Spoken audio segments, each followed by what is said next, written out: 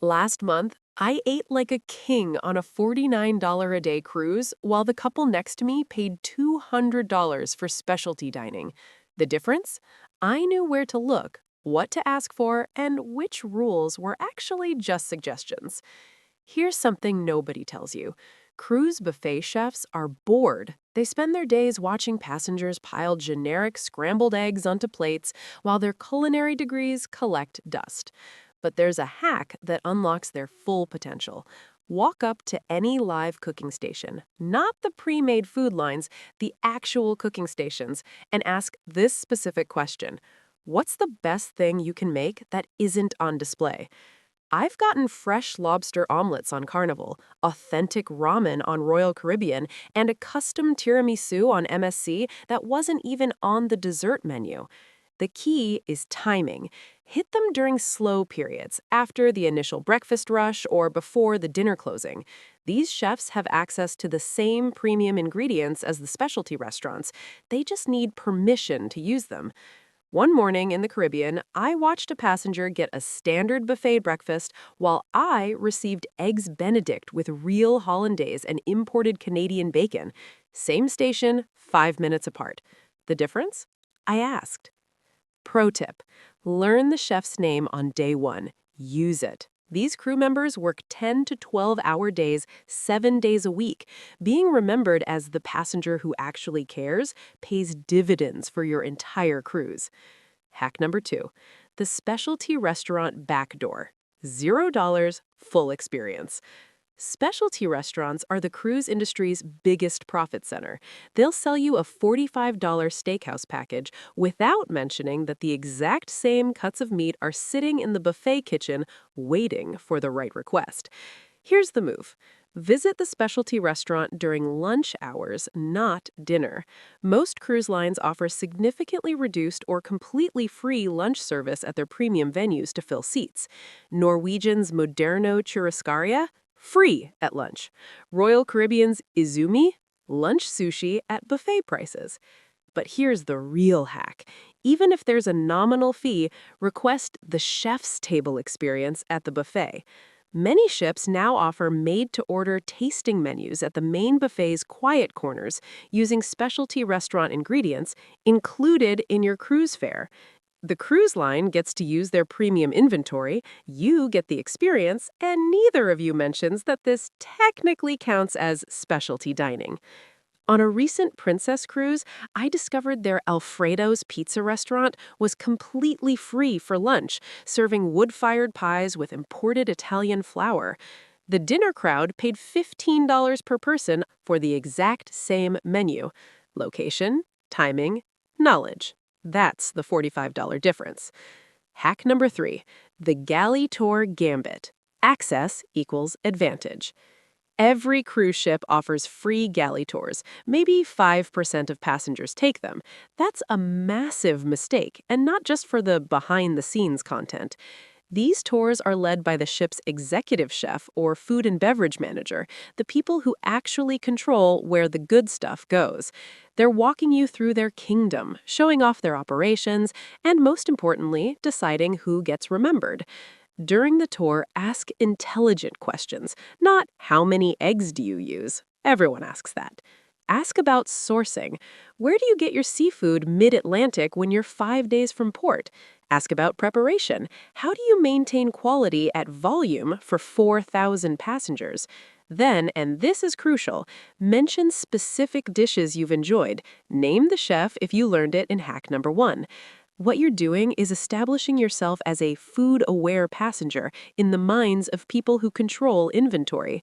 I've had chefs personally deliver off-menu items to my table days after a galley tour. On celebrity cruises, the executive chef remembered me from a tour and sent complimentary amuse-bouches to my table every night for the remaining 5 days. That's specialty restaurant service at buffet prices, all because I spent 45 minutes being interested in his operation. Hack number 4, the dietary restriction leverage, the ethical gray area. Cruise lines are legally and reputationally terrified of food-related incidents. That fear creates an exploit for savvy passengers. When you board, visit guest service and mention a dietary preference, not an allergy. That's serious and shouldn't be faked, but a preference. I'm pursuing a low-sodium diet for health reasons, or I'm exploring plant-based options. Cruise lines have entire protocols for these requests that unlock premium ingredients normally reserved for specialty venues. Here's what happens behind the scenes. When you flag a dietary preference, your cabin number gets marked in the kitchen system. Buffets prepare special plates with higher quality ingredients because they can't risk cross-contamination or complaints from dietary passengers. You get fresh grilled fish instead of steamed, vegetables prepared a la minute instead of sitting in warming trays, and desserts made with real cream instead of pre-made mixes. The ethical line? Don't fake allergies. But preferences? Cruise lines treat them with the same operational priority because they can't distinguish genuine health choices from strategic ones. One passenger's exploring keto is another's access to the premium protein station. I've seen passengers receive fresh seared scallops at the buffet simply because their profile indicated pescatarian preference. The regular buffet line got the standard fried fish. Same kitchen, different inventory access. Hack number 6, the late-night buffet intelligence network. Cruise ships never sleep, but their buffets do, officially. The midnight buffet is largely extinct, replaced by 24-hour pizza and room service.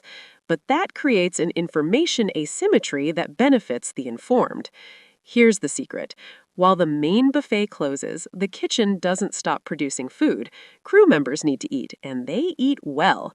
The crew mess gets the same ingredients as passenger venues, often prepared with more care because these are the people the kitchen works with daily.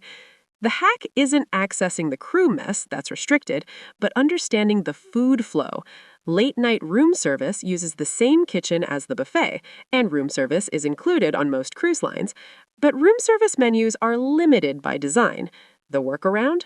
Call room service and request chef's choice, or ask what the kitchen is currently preparing for crew. On multiple cruises, I've received fresh-made pasta, grilled steaks, and custom desserts from room service that weren't on the official menu, simply because I asked what was actually available rather than ordering from the limited card.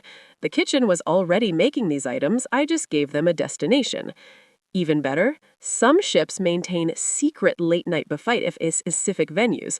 Norwegian's late-night snack at O'Shaughnessy, Royal Caribbean's Park Cafe evening service, these aren't advertised in daily programs, but offer full buffet quality with a fraction of the crowds. Hack number 7, the port day procurement strategy. Port days are buffet gold mines that most passengers completely miss. Here's why. 60 to 70% of passengers leave the ship during port calls. The buffet remains open, but demand drops dramatically. Kitchens still produce food for the remaining passengers, but they're not rushing. Quality increases, customization becomes possible, and the staff has time to engage. But the real hack happens before you even return to the ship. Local ports mean local ingredients, and cruise ships provision locally when possible. The day after a Caribbean port call, the buffet often features fresh local seafood that wasn't available before. After a Mediterranean stop, expect regional specialties using ingredients sourced that morning. Smart passengers plan their port days to return for lunch, not stay ashore. The buffet on port days features items that cost the cruise line significantly less due to local provisioning, meaning they're more generous with portions and quality. I've seen fresh-caught mahi-mahi appear on buffet lines the day after a Bahamas stop, or authentic paella after Barcelona, dishes that would cost $25 plus in specialty restaurants included in your fare, because the ship bought local and needs to move inventory. The strategy? Eat a light breakfast, explore the port morning, return for the upgraded lunch buffet, and then head back out or enjoy the empty ship. You're getting the best food quality of the cruise during the least crowded period. Hack number 7, the final day inventory liquidation. The last sea day of any cruise is a food paradise that almost nobody recognizes. Here's the operational reality. Cruise ships can't dock with significant food inventory. Customs regulations, storage costs for turnaround, and health codes mean everything must be consumed or discarded before the next sailing. The kitchen knows this, the executive chef knows this, and on that final day, the buffet becomes a liquidation sale where the currency is your attention and appreciation. Walk the buffet on the final morning and look for abundance. The shrimp cocktail that was rationed on day one, now unlimited. The premium cuts that appeared only at specialty stations, now at the main carving board. Desserts get more elaborate, portions get larger, and quality peaks because the alternative is throwing it away. But here's the advanced move. Visit the buffet during the final afternoon, not just meals. Many ships offer farewell snack services featuring the highest remaining inventory. I've seen whole lobsters, premium cheeses, and imported chocolates appear on final day buffets that were never available earlier. The crew knows the voyage is ending. They're more generous, more willing to customize, and more appreciative of passengers who notice their efforts.